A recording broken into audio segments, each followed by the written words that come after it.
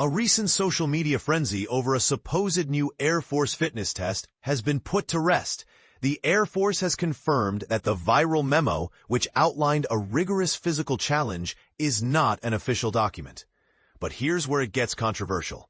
The memo, which gained traction on Reddit and Facebook, proposed a new combat readiness test alongside an annual physical fitness assessment. It suggested that airmen scoring 90 points or higher could opt out of the 2-mile run and only take the test once a year.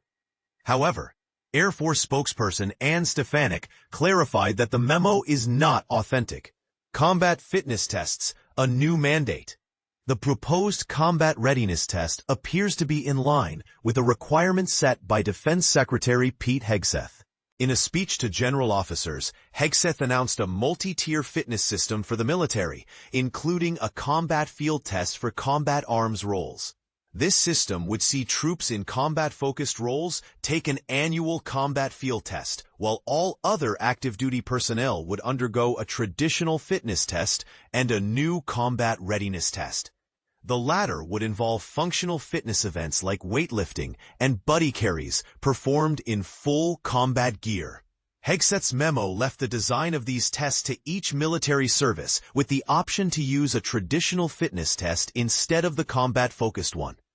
These tests will be familiar, resembling the Army Expert Physical Fitness Assessment or the Marine Corps Combat Fitness Test, Hegseth said.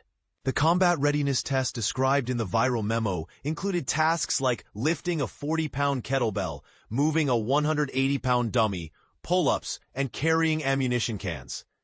For combat arms troops, the memo also mentioned a potential joint combat field test, standardizing fitness assessments across all combat roles. The Air Force's official take Stefanik confirmed that the Air Force's most recent fitness test update was the September 24th announcement, which confirmed the inclusion of a 2-mile run in the new test, an increase from the current 1.5-mile run. Airmen will now be required to take this new test twice a year. While an alternative exercise option is available for the cardiorespiratory component, the 2-mile run remains mandatory at least once annually. The Air Force will pause all fitness tests from January 1st as it transitions to the new test, which will begin on March 1st. As for the origins of the debunked memo, no immediate information was available.